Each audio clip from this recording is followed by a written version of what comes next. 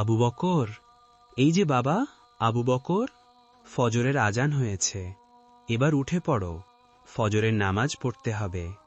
এই যে বাবা উঠো, সূর্যোদয়ের আগেই ফজরের নামাজ পড়তে হয়।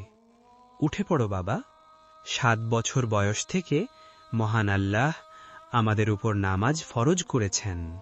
আসসালামু আলাইকুম। ওয়ালাইকুম আসসালাম বাবা। উফ বাবা, প্রতিদিন সকালে ঘুম থেকে উঠে ফজরের নামাজ পড়তে আমার একদম ভালো লাগে না। আবু বকর, তুমি কিন্তু ঘুম থেকে ওঠার দোয়া পড়তে ভুলে গেছো। জি বাবা, এখনই পড়ে নিচ্ছি।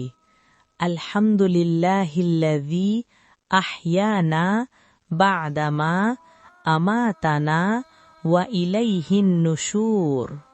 এবার চলো নামাজ আদায় করি। আমার ফজরের নামাজ পড়তে ভালো লাগে না বাবা। মা, মা, সকালের নাস্তাটা কি তৈরি হয়েছে? মা, খেতে দাও না মা, আমার খুব খিদে পেয়েছে।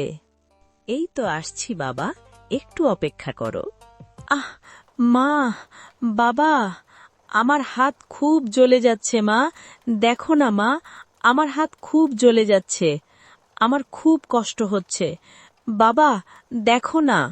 বাবা আবু বকর, সামান্য এই আগুনেই কতটা যন্ত্রণা।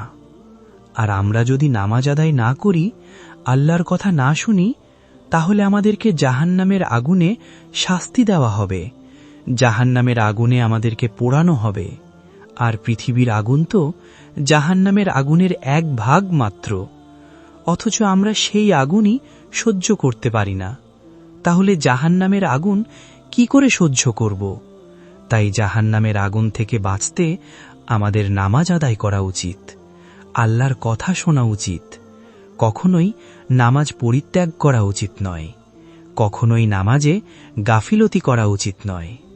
হ্যাঁ বাবা, তুমি ঠিকই বলেছ, আমি বুঝতে পেরেছি। আমরা সামান্য দুনিয়ার আগুনই সহ্য করতে পারি না, তাহলে জাহান্নামের আগুন কিভাবে সহ্য করব? আমার আর ভুল হবে না বাবা, নামাজ অবহেলা করব না। আল্লাহ, তুমি আমাকে মাফ করে দাও।